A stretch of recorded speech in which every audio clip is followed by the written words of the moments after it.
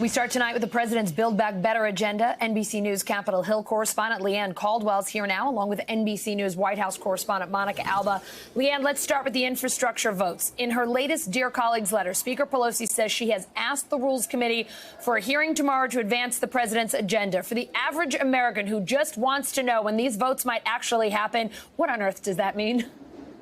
That doesn't mean a whole lot, Allison. I can't give you a lot of clarity. They're going to prepare to be able to bring this legislation to the floor once it's ready. So why it's significant that it's going through this committee, it doesn't really mean a whole lot at this point because they still do not have legislative text. And there is a big development, though, in these negotiations. We have just confirmed multiple sources telling us that the paid leave provision of this bill will not be included. It has been dropped from negotiations, dropped from the legislation because of opposition from Senator Joe Manchin.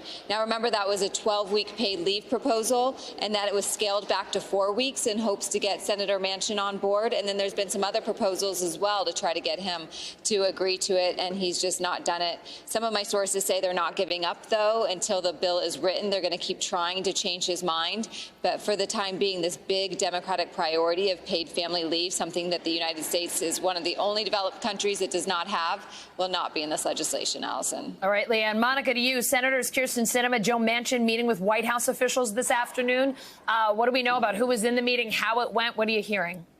For multiple hours also, Allison, and we do know that many of these top aides who've been involved in the conversations have actually spent more time lately down on the other end of Pennsylvania Avenue than in their own offices here on the White House complex. That's how much they've had to engage in these conversations in the nitty-gritty and the details, and it dovetails with a conversation the president had last night with Senators Manchin and Sinema in the Oval Office after business hours. It was around 7 p.m. The president was supposed to be leaving for that rally in Virginia, and he was still talking to them. And the White House says that he made some progress, but clearly not enough to get to any kind of an agreement today. Here's how White House Press Secretary Jen Psaki framed the discussions with the president.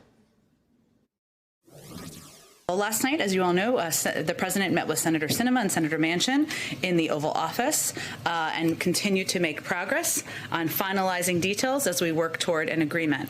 This morning, we had a number of senior staff up on Capitol Hill. Many of them may still be there now. Steve Ricchetti, Louisa Terrell, Brian Deese, and others of the key negotiators, Susan Rice as well, I believe, were up there having conversations with members to move the ball forward. The president remains open to going up to the Hill. We haven't made a decision to do that, and we are making decisions hour by hour on what would be most constructive to move things forward.